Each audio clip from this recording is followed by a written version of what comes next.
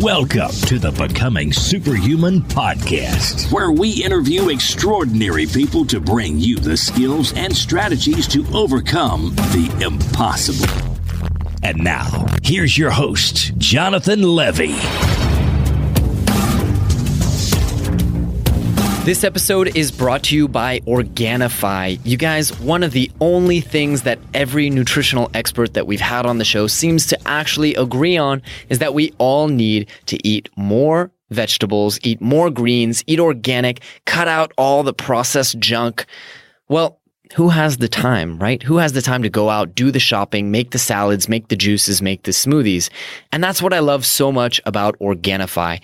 Their product is an all-organic green juice. It has all of the nutrients that you need. It tastes absolutely amazing, and it's made by wonderful people who I consider to be personal friends. And as listeners of this show, you guys can actually save 20% on your first order. And all you have to do is go to Organifi.com. That's ORGANIFI.com and use the coupon code SUPERHUMAN at checkout. Before we get started, I just want to let you guys know that this week's episode is brought to you by my new online course, Become a Superhuman. And yes, it sounds exactly like the title of the podcast, but this is actually an online course where we go into the various aspects of improving your health, specifically your endocrine health. More specifically, getting your testosterone up to the optimal levels. Now, whether you're a male or a female, as we've learned in numerous episodes of the show, testosterone is the ultimate feel-good motivation, improved health, improved fitness, improved body composition, super drug. Okay, so everything from your mood to your recovery time and everything in between is affected by your body's endocrine health. And what my team and I have done is we've actually taken years of my own self-experimentation, years of research, every possible literature and study we could find, and we've condensed it into a simple 3 to 4 hour program that you can follow along and make simple, safe, and easy adjustments to your lifestyle to improve your endocrine health. Now, as listeners of this podcast, you can get a very special discount by visiting jle.vi/T. That's jle.vi, just like my name, /T for testosterone. Greetings, super friends, and welcome to this week's episode. You guys, I just got off of an amazing call and conversation with my new super friend, Mr. T. Major. Now, I didn't know T before his publicist reached out, and I'm kind of sad that I didn't, because he's an amazing guy, and you guys are about to find out why. He's not only one of Jillian Michaels' top Fit Fusion trainers on the web, and he's a member of the ACE group and a specialist in fitness and nutrition, but he is also a tactical fitness instructor who served for the military, was their trainer in Iraq, was their trainer in Kyrgyzstan, was there for Operation Iraqi Freedom, Enduring Freedom. He's worked with the Navy, the Air Force, and the Marines. But as I found out, there's actually even more to him, because he's an entrepreneur, successful business owner, nomad, traveling the world, adventurer, and really just someone who has so much to share. So throughout the episode, guys, we get into a lot. Obviously, we talk about fitness and leadership and nutrition, but then we also go into entrepreneurship. We go into freedom and even get into T's pretty difficult childhood and some of the very painful financial and emotional struggles that set him back until the point where he was able to make a change and completely turn his life around and get to the very impressive place that he is today, running multiple businesses and helping people all over the world, inspiring millions of people on YouTube, and so on. So I'm really excited for you guys to hear this episode. I think there are a couple very, very significant takeaways, both in life and in fitness, that everyone out there should hear. So without any further ado, I'm very excited to present to you guys my new super friend, Mr. T. Major.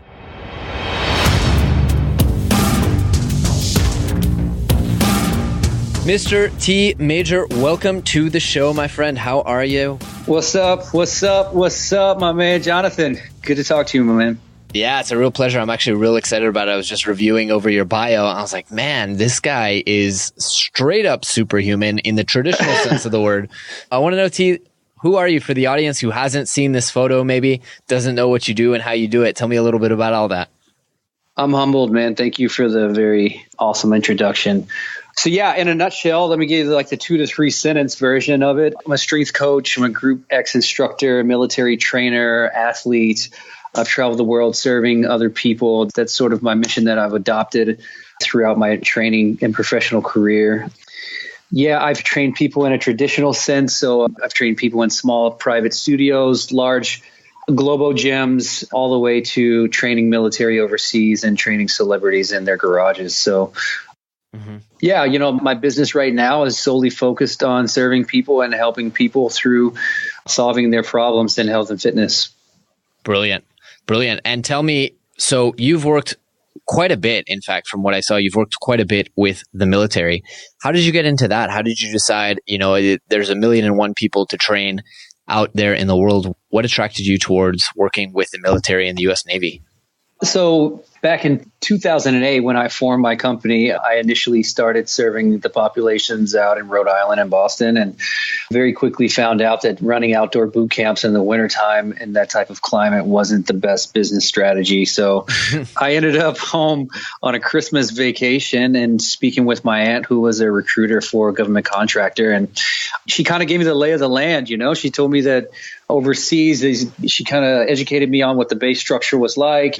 And that's when I learned that the U.S. was really outsourcing some of these specialized positions that they didn't think was very good for them to keep in-house. So I have a degree in business, and I was initially interested in going over and doing something with my degree. And she said that you can go over and train military if that's something that you're interested in. Wow. So I was very interested. And that was December. And by February, I was on a plane to Baghdad. Oh, wow. Okay, I didn't realize. I thought that you were training people in basic training. I didn't realize you were actually out there in the field with folks. Oh, come on, man. Yeah. I don't know, man. You said Rhode Island, Yeah. So, I've been very fortunate to travel the world, and I ended up in Iraq first with the Army. I was there for 9-10 months training on an Army base in southern Iraq. And then I went to Mexico for a couple of months to kind of decompress after that experience. And then I ended up with the Air Force for about a year and a half, 18-19 months over in Kyrgyzstan. So I trained on a transit center there. And this was a base where all of our allied forces, coalition forces, transit, they came into this base. There was around 3,000, 4,000 permanent party troops there. So people that lived there on a day-to-day basis and ran the base. And then we would fluctuate from anywhere from, additional 3,000 to sometimes up to 7,000 additional troops just coming in for 3 days, 1 week, 2 weeks, and transitioning into Afghanistan and different war-torn areas. So my primary responsibility there was structuring the fitness programs for the permanent party Air Force troops there and all the other troops that were coming in looking for some assistance with their fitness programs. Incredible. So T, I want to ask you, what does that look like? I mean, what are the fitness requirements of a warrior, as you say, on your website? Because these are not people who are trying to slim down their waists, and these are not people who are trying to be the fastest around the track. These are people who have very practical needs that are life or death. So what are the parameters that you're looking at when you work with a soldier, and what kind of generalized fitness are you really focusing on? Yeah, I mean, the soldier is the epitome of what it means to be a functional athlete, right? So a lot of the programming for them is built around their particular job duties and responsibilities. So it was an invaluable experience because it was a transit center. I got to touch every branch of the armed forces. And, so part of the equation is they do have to be this functional warrior, this functional athlete because of the duties and demands of their job. But they also have certain requirements that they have to live up to depending on the branch of the military that they're in, right? The Army has different standards than, the Marines, than the Air Force and the Coast Guard, which is a big issue. It's something that I've been trying to press for some sort of a standardization across the board. The closest thing we're getting to it is you have people that really enjoy CrossFit. So right. That's, ubiquitous across the military. But for me to design programs for them, for me, it was, the challenge was trying to structure something because I'm only one person, right? I mean, if I'm running a class or a program where I have, 50% Air Force, 50% Marines, and then, amongst that group, you can filter them even down further amongst male, female, and then different age groups, demographics, different fitness levels in different parts of the country, different nutrition plans. I mean, it was quite difficult. So, the programs that I was running over there for the military really focused on accomplishing certain things, right? One, helping them pass their standards, because if I at least accomplished that, right? If I at least said, by the time I leave here, I have lengthened their careers by allowing them to pass the certain standards and stay in the military and do their jobs, then I think that was a victory. The second thing was, let's try to maximize their athletic ability while they're here, right? So let's help them shred fat. Let's help them move better. Let's help them build some muscle and some strength. So I ran 2 different programs over there. One I called Max PT, which is an acronym for Militant Athletes Extreme Physical Training.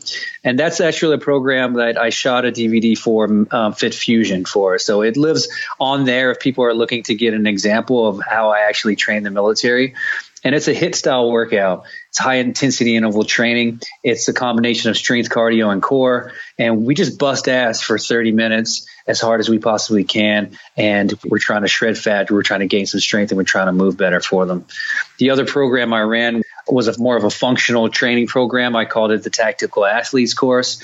And that was, I would call it a little bit more advanced. I broke the program down into some more complicated movements. It wasn't me standing in front of a group of people training them like Max PT would be. Max PT, I would train 50, 60 people at a time. And the Tactical Athletes course was more small groups of 10 to 15 people. I was teaching them how to incorporate kettlebells into their routines. We were doing more Olympic lifting.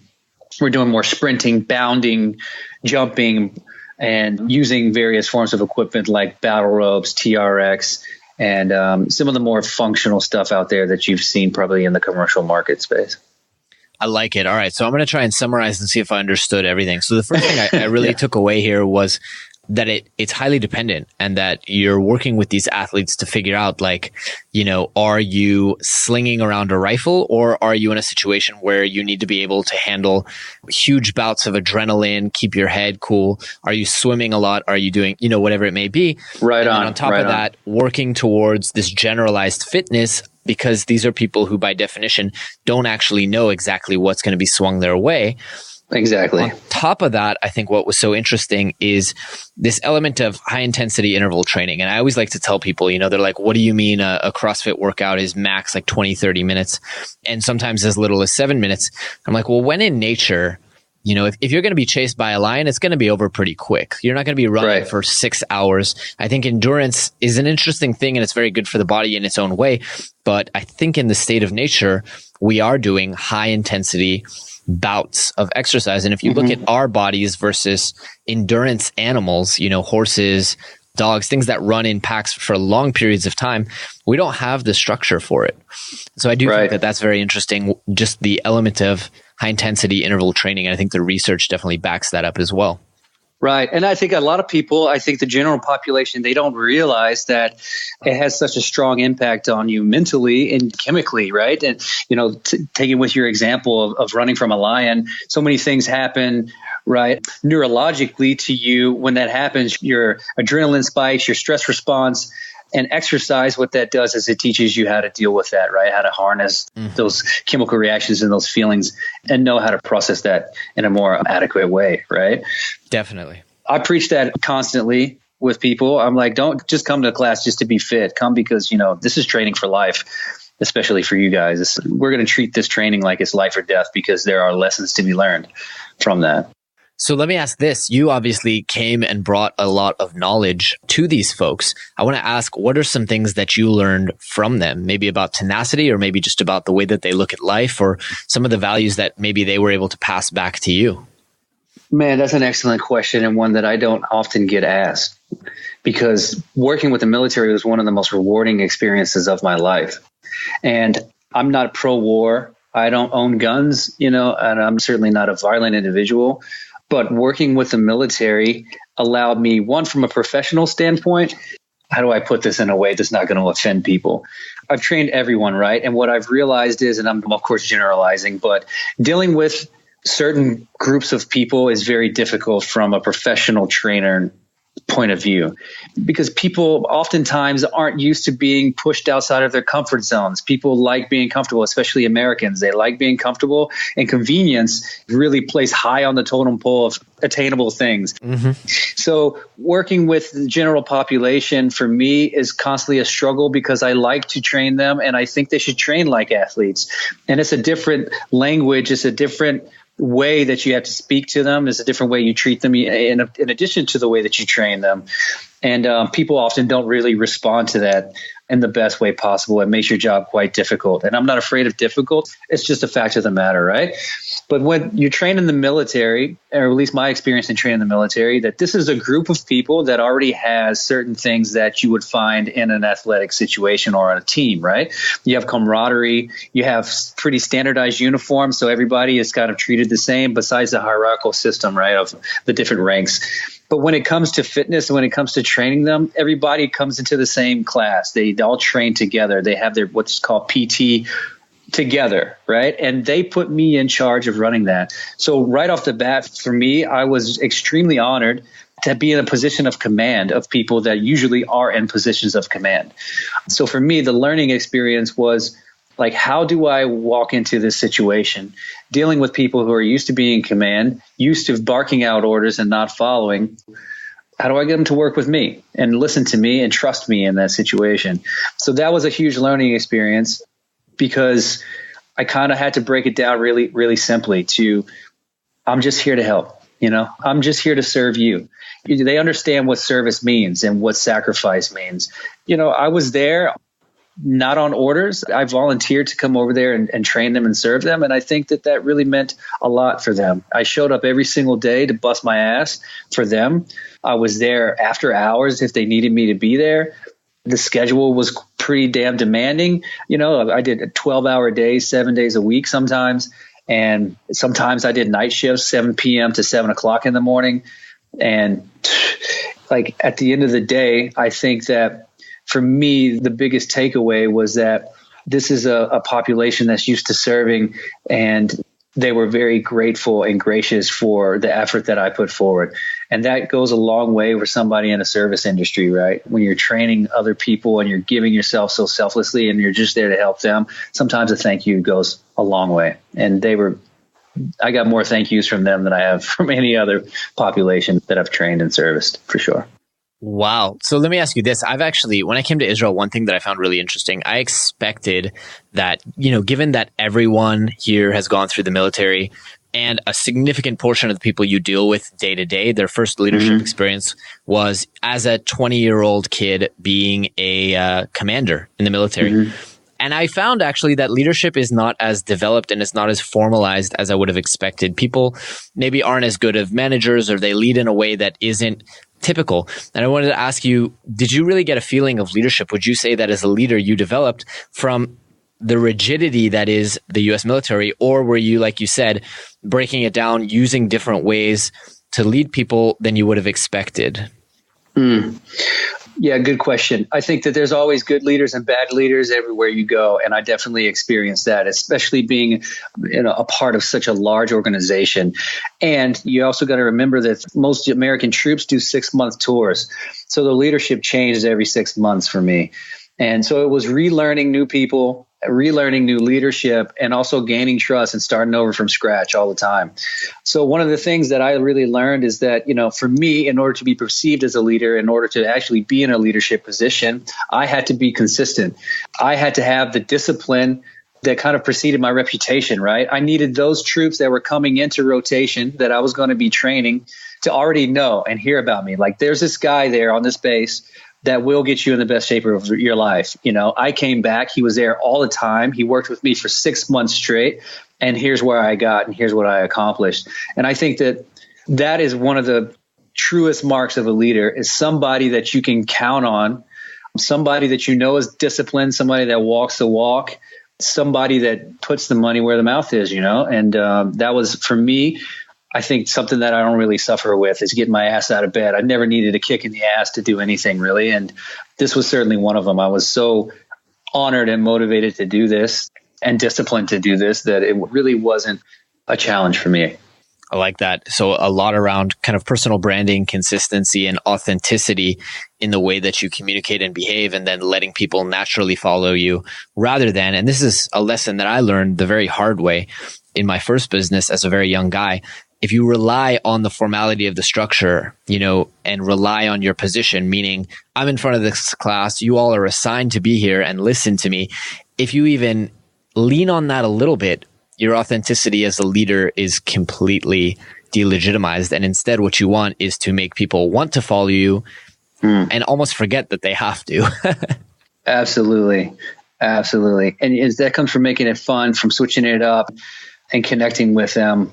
In the military, they actually use the term hearts and minds. It's connecting with people's hearts and connecting with their minds and winning them over on both fronts. It's not just one way to win them. You can tell somebody what to do, but if you really start pulling on their heartstrings and letting them know, like, hey, man, I'm really here to help you. And if you follow me, I'm going to get you to where you want to be. Then they keep showing up, which is great. Yeah, I think that's exactly the perfect example of visionary leadership is, let's talk about this vision that you have where you want to get home to your kids and you want to be as fit as you've ever been. Mm-hmm. And let's create that vision together. Absolutely. Absolutely. I love it. So T, I want to ask you, because you are a teacher like myself, I love to assign homework to our audience. We talked about a lot of stuff. We talked about, kettlebells. We talked about ropes. We talked about burpees and all kinds of high intensity stuff. But maybe there's folks out there who haven't heard me preach about CrossFit and high intensity interval training and stuff like that. And I'd love to assign them a piece of homework from the expert. I mean, you make some of the most popular workouts on the web. Is there a workout that you could give folks to try this week? Maybe knock them on their ass a little bit and let them see how much better they feel for 24 hours after that.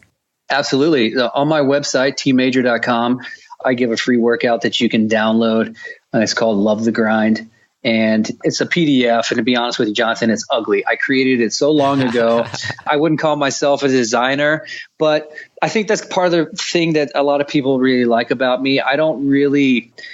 I think a lot of the value is in the actual content itself. I don't really spend so much time with worrying about the design features. I just try to give people the knowledge that they seek. And Love the Grind is a 100% body weight program. It's a 3-week program that kicks a lot of ass. There's tons of hundreds and hundreds of reviews from people who are like, this absolutely is kicking my ass right now, but I love it. I want more. And it's a mix between beginner bodyweight movements and some intermediate. I would say beginner to intermediate, but that's all subjective, right? So I would encourage people to go and download that program. And if you like what you see, then I have different levels of programs that you can download. You can also go to Fit Fusion, of course. Max PT is, I would say, it's an advanced level program, 100% bodyweight. Again, we mix in some dumbbells, but there's also regressions there in case you don't have a set of dumbbells that you can use. You can still complete the workout. And try it out and see what you think. Brilliant. And I guess we should also put in there, are there any caveats, any kind of people who you think should not be, if they have an injury of some form, or who is this not for? Yeah, it's definitely not for somebody that has an injury.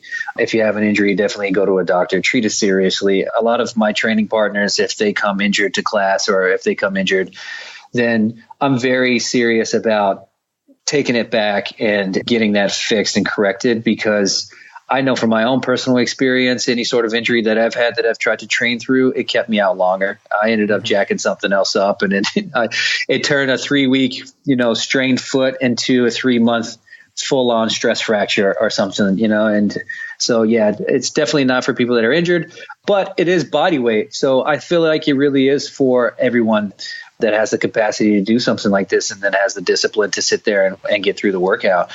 Because when you start training with body weight, especially on a consistent basis, the body naturally regulates its own body weight because it understands that this is going to be easier if I lose some of this damn body fat. So I think it's for everybody. It's for the in-shape individual. It's for the person that's deconditioned as well. I love that. Let me ask you this, as we're getting into kind of the at-home stuff, are there any other kind of skills or habits or routines that you feel help you perform at this high level? I mean, I thought it was interesting. One thing you said, you never have a hard time getting your ass out of bed and working hard. So what are some of your routines and habits that really help you perform at your best?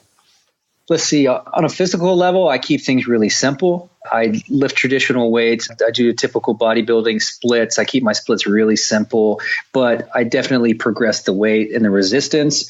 I also continue to body weight train, which I think is really boiling down the essentials of what strength and conditioning really is, being able to control your own body weight and space. So as long as you can do that at a pretty high level, you're going to feel really damn good about yourself and the way that you can move. Everyday normal tasks, walking upstairs, carrying groceries, breaking out into a sprint because you have to catch a bus, or riding a bike for a couple of miles with your family on the weekends. These things are nothing if you are engaged in some sort of regular routine of physical exercise. So, at the very basis, I think that people should be body weight training 3 times a week. And that's what my current routine is doing that. Yeah, what else do I do? And I always think that these are simple things, but they really do help people sometimes, right? Like having a glass of lemon water in the morning. That's kind of a routine of mine that it helps to get the blood flowing and get the brain firing. I'm a caffeine drinker. I think there was recent studies that just came out that, again, tried to debunk the myth that coffee is bad for you. I think caffeine, a regular dose of caffeine, is great for you. I keep my nutrition really clean. I try not to put extra sauces, extra salts on my foods. I eat 80% green leafy vegetables, 20% proteins in the form of animal proteins. And I've been doing pretty good with all of that. So no grains, no dairy. No grains, no dairy. I'm lactose intolerant, so I don't do dairy. Fortunately, that's a good stopper because I love the taste of cheese. Oh, yeah. And who doesn't love ice cream, So, yeah, actually, I do grains a couple of times a week in the form of oatmeal in the mornings. I don't think that grains are bad. I don't think that people should villainize grains. I think grains are actually great for you. In fact, I live in Berlin, in Germany, and it would be quite difficult to escape the grains here because this is a country that loves its bread. So, yeah, those are some of the simple things I do, man, that keep me feeling good. And as long as you feel good, like we used to say in football, like look good, feel good, play good. Totally. If you're feeling good and if you're looking good, then you're going to get out there and you're going to perform well. Totally. Let me ask, actually, how did you end up living in Berlin? My wife is German, actually. So we met when I was Muay Thai kickboxing and scuba diving in Thailand. She's a yogi, so she was over teaching yoga and scuba diving as well. I was over there for a couple of months on the small island of Koh Tao, and I got invited to a party on the island, and so did she. And she was the first person I saw when I got there, and we've talked every day since. Wow. Yeah. And this was before going over to Iraq and Kyrgyzstan? This was after. Oh, brilliant. This was after Kyrgyzstan. Yeah. So I left Kyrgyzstan in, I believe, November, December. And by February, I was in Thailand and I stayed for 5 months. Brilliant. We met there. We did the back and forth thing. We've been San Diego when I was training the Navy to Berlin. We did San Francisco to Berlin and most recently Santa Monica all last year. And now we're in Berlin full time. Wow. Amazing. Amazing. And Koh Tao, what a brilliant place to meet. Have you been? Oh, yeah. Yeah. I spent a week there diving. Incredible place. This is my second home, man. I love that small island. I love the people there. It's so beautiful. Absolutely. It's a wonderful place. Absolutely. I mean, that's a lot of travel as well. Do you have any fitness travel tips or hacks that have allowed you to do all that? I mean, that's pretty wild. So like what allows me to stay shape while I travel? Yeah, that and just kind of like allows you to be consistent with your body and kind of respect your body as you're moving around so much. I take small pieces of equipment with me all the time.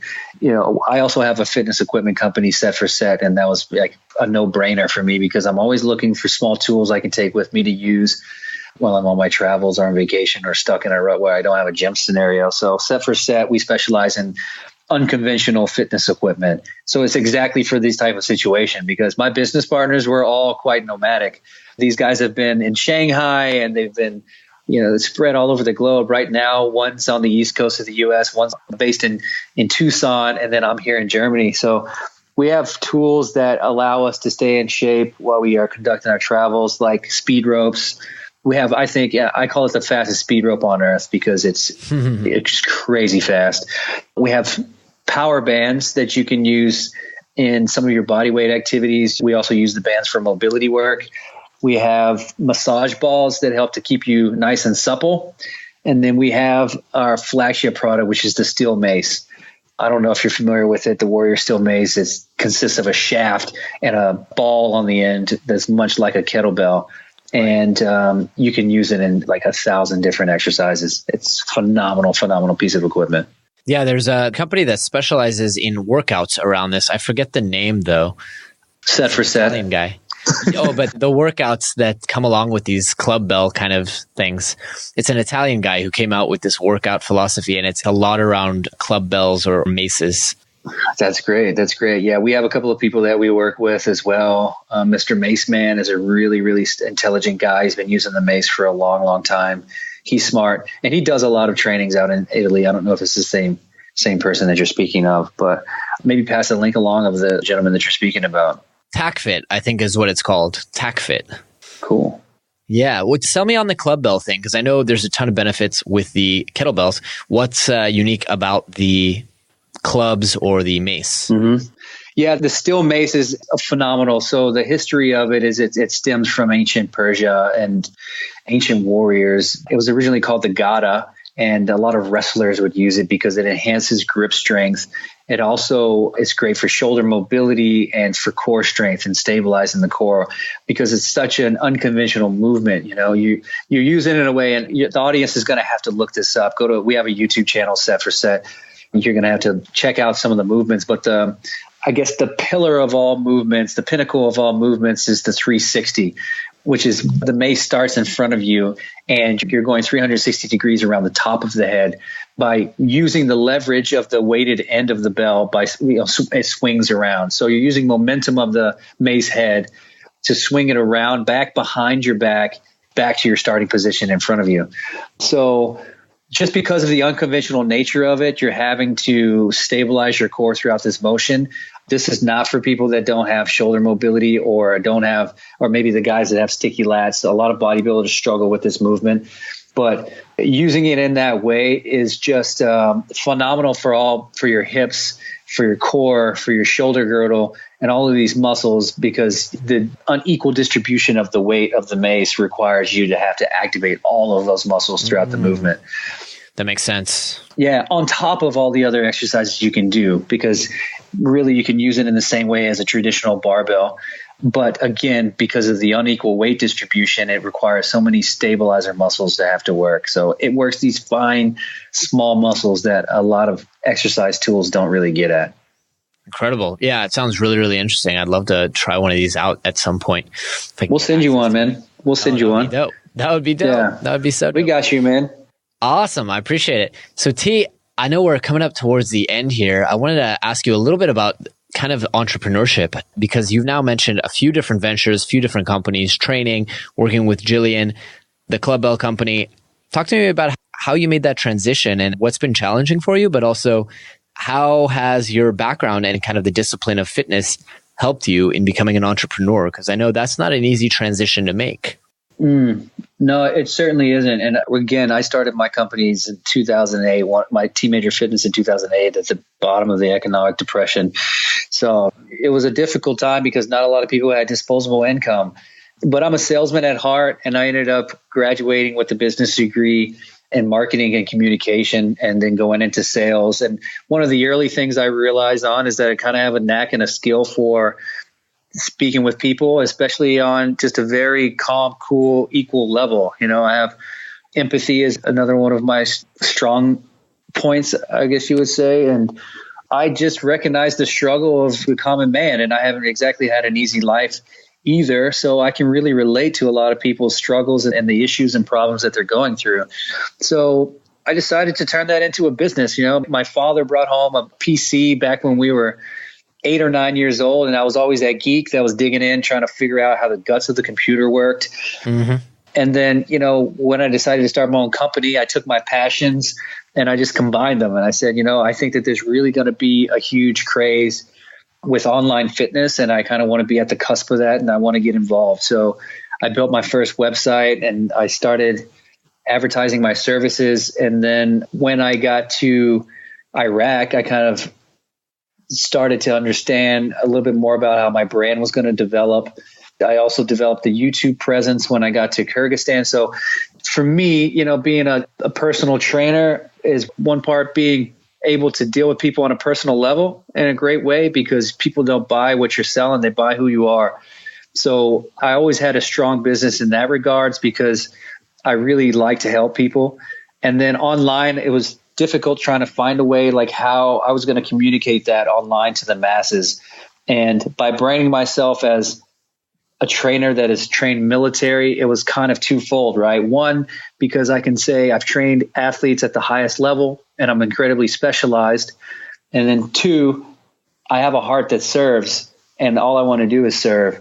So I think that, in doing that, I was able to reach an audience, a niche audience, in a way that was really great for my business. And being in fitness myself and being an athlete for so long and having the consistency and the discipline to get up every day and go to practice and stuff, I just knew that if I stuck with it, that it would be something that would carry me throughout my professional career as well. So I just never quit, man. The longest I've ever been out of the gym has been a week, maybe like 2 weeks, maybe. And it was probably because of traveling or vacation or something like that. But diving in Koh. Yeah. I've always found some way, though, to make sure I get some push-ups, some sit-ups, some planking, some squats, and some lunges in. And I just stuck with it. It's just never, ever, ever, ever quitting in anything that you do. And usually victory is on the other side of that. I love that. And running your businesses from anywhere in the world has allowed you to travel, to dive, to kind of do all this different stuff. It sounds like you're not at all tied to an office. No. Yeah, I'm definitely I have my MacBook Air, and I can set up shop anywhere there's a Wi-Fi connection. And that was one of my big motivators when starting my company is, like, you and I, we're both part of the same generation, right? A lot of your listeners, right, I'm sure too. We were around since the beginning of the iPhone. And when the iPhone started coming out, and again, I've progressed from the first PC in the home to having the power of everything in your pocket with the iPhone. So I saw technology advancing so rapidly that I knew at some point I was going to be able to run my entire business from my phone. And I didn't want to miss that opportunity. It would be a travesty to tell my kids one day, yeah, Dad was around with, I don't have kids, but one day when I do, yeah, Dad was there when the first computer came out, and Dad was there when the first iPhone came out, and you just sat there and just consumed Facebook with the rest of the sheep, I don't want to be that guy. I really like that. I'm the same way. Like, I constantly thank God for the internet, because I think without it, I don't know what I'd be doing. But I know I wouldn't be working in an office. I would probably be panhandling, to be honest with you, or turning tricks, selling my body. I don't know what I would do without the internet. You and I would both be there, man, competing.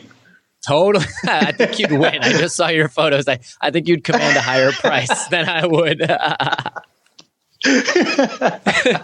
T, I want to ask you this, and feel free not to answer, but you mentioned something that you've had a hard life, or you hadn't had an easy life. And I'd be remiss, I think, if I didn't ask, because, kind of takes one to know one, takes someone who's had struggle to identify and empathize. And so I want to ask what that means for you, and feel free to be as vague as you want. No, man, I'm a fucking open book, brother. I think my struggle hopefully can inspire somebody, and maybe some people don't see it as a struggle, but maybe there's somebody out there that does, and that's going through something that it can help out. And everybody's different, and man, I look into the news today, and I've traveled the world, and I've seen some shit, man, that really makes me very grateful for every experience that I've had in my life. And I've taken it as a learning experience and something that hopefully makes me stronger moving forward.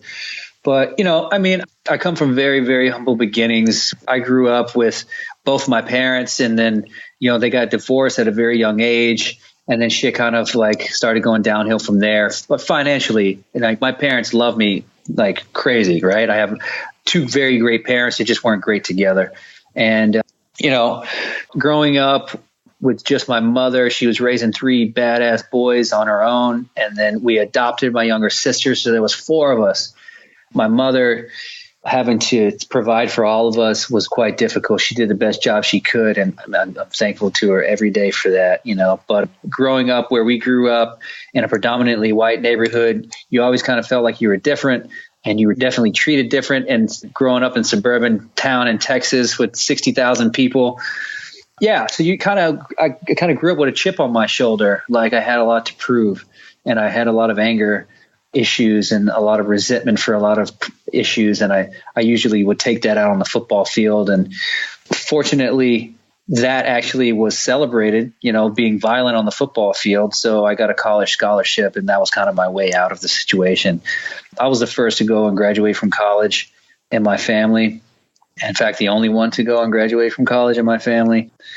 From there, life I thought was getting pretty good. And then my mother got very ill, and she was dealing with some very serious diseases. And that was tough, being away from home, trying to build a better life, and then also dealing with that.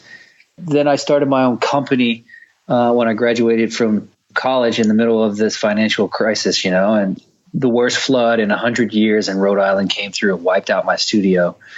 I was underneath like 5 feet of water. At the same time, I was also breaking up with the girlfriend I was living with. So I was like a bad country song for a bit, Jonathan. When it rains, it pours. Dude, huh? I was like, I lost my business, lost my girlfriend, lost my dog. It was bad, and I was almost homeless for a bit. I moved to Boston, was modeling, which a lot of people think modeling might be some, incredibly glamorous lifestyle. Not for a male model in Boston, Jonathan.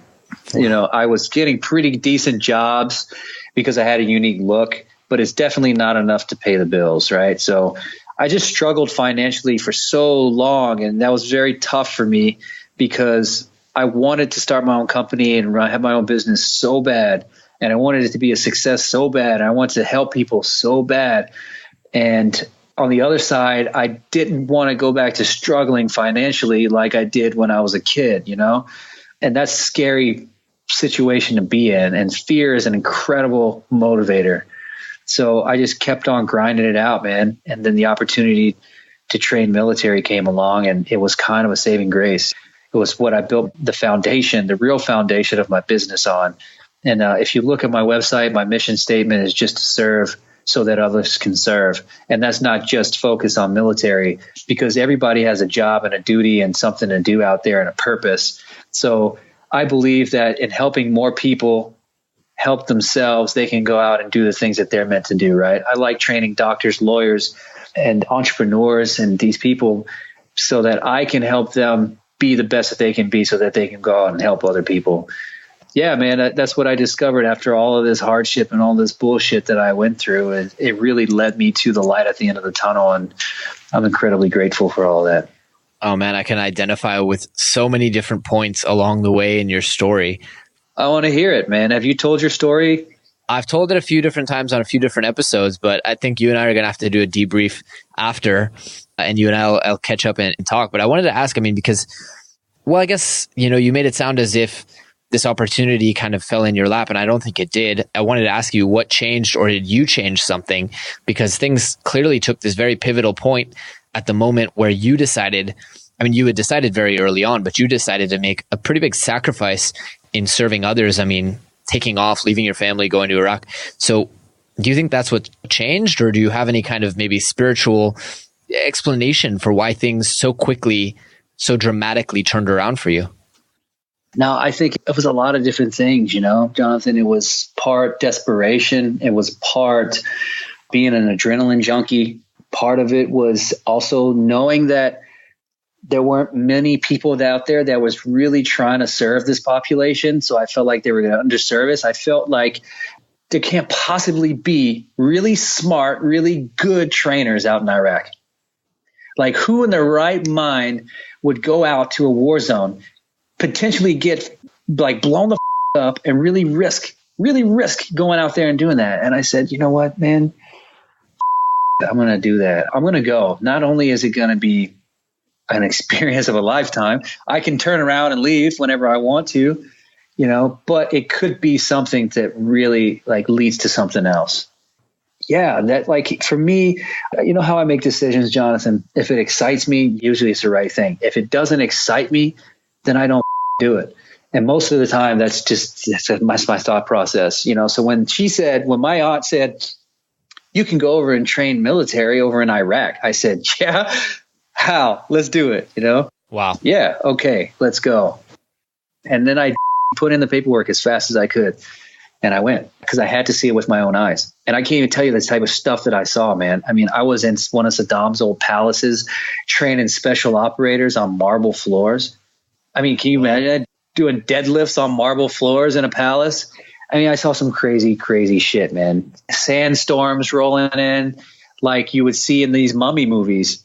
Like I saw some crazy stuff that not a lot of people can see. And at the end of the day, man, I just want to have an incredibly fulfilled life. I want to have an exciting life because boredom is the ultimate death. And I want a good story to tell because like when you really do leave this planet, all that's left is the stories, man. Wow. For me, that's what made me do it. T, that's incredible. And just like what a story and what a takeaway of this moment of like taking a risk, doing something that you know to be altruistic, doing something that you know to be something that's needed in the world, and then having literally everything flow from that. The ideas for your company flow from that. The inspiration flow from that. The vacation after flow, to meeting your wife and creating this company, and obviously the experience and the resume of saying, look, I've served this population with these extreme demanding commands is such a huge part of your brand and what you're doing today. I think it's incredible. I think it's like a really big life takeaway right there for folks in the audience if they haven't realized it yet. Yeah. Take risks, man. You never know what's going to happen. I love it. So T, I want to be respectful of your time here, but I do want to give you an opportunity before we wrap up, just to tell people, where should we send them? You've got a lot of different stuff going online. I'm sure people are already searching Google for those modeling photos, but where do you want them to go? They're hoping that we end up selling tricks on the corner somewhere, man. We're going to end up in deep Detroit somewhere, like just trying to make a living. Yeah, so I would appreciate you guys if you went over to www.tmajor.com. Definitely go over to Fit Fusion and try that Max PT workout if you want a good example of how hard I hit the HIIT training. Go to setforset.com, pick up some of those unconventional tools that you can take anywhere in the world. And stay tuned, man. Definitely enjoy my newsletter because right now I'm looking for a few good men and women to beta test my new membership site that's going to be launching here pretty soon. I'm taking all of my knowledge and information and I'm putting it mostly into video format so that people can go through. And we're going to have major missions on the website because I think that most people's goals boil down to some very simple things, which is burning fat, moving better, and building muscle. So these are going to be the major missions on the website. And underneath those, I'm going to have major plans that you can embark on, 30-day missions, 90-day missions, depending on your particular goal. So stay tuned. I'm really pumped and excited about that. Brilliant. And I think video is definitely the way to go. As you said, you have this charismatic leadership personality and I've really benefited in my business, obviously, from recording. Everything that I have to share, I record into audio or video. And it's just been incredible as a journey in building a business online for folks. So awesome, folks. Check that out. We're going to put all those links in the podcast episode. And I want to ask T, for all of you guys listening, this one last question that we close on, which is, if people really are able to take away just one message from this entire journey that we've gone on through leadership, fitness, entrepreneurship, nutrition, just freedom and everything, what would you actually hope for that one message to be? I think we live in an age where it's easy to get distracted by nonsensical noise, things that don't really add tremendous value to your life. I think if you worry a little bit less about what other people are doing, a little bit more about yourself, boil things down to the essentials, reject what's useless, and really just give it everything that you have. Stop comparing yourself to others and take some risks here in life, and you'll get everything you want. I love it. And a fantastic, fantastic note to end on. T, I'm quite confident you and I will stay in touch. We'll wrap and do a debrief after this call. So thank you again for sharing your time and your wisdom. Thank you for letting me speak to your audience. I really appreciate it. I really like what you're doing here, man. And I look forward to tuning in and learning more from you and the guests that you have. Awesome, my friend. Pleasure to meet you. And thanks again. All right, super friends, that is all we have for you today. But I hope you guys really enjoyed the show and I hope you learned a ton of actionable information, tips, advice that will help you go out there and overcome the impossible. If you've enjoyed the show, please take a moment to leave us a review on iTunes or Stitcher or drop us a quick little note on the Twitter machine at GoSuperhuman. Also, if you have any ideas for anyone out there who you would love to see on the show, we always love to hear your recommendations. You can submit on our website or you can just drop us an email and let us know. That's all for today, guys. Thanks for tuning in. Thanks Thanks for tuning in to the Becoming Superhuman podcast. For more great skills and strategies, or for links to any of the resources mentioned in this episode, visit www.becomingasuperhuman.com/podcast. We'll see you next time.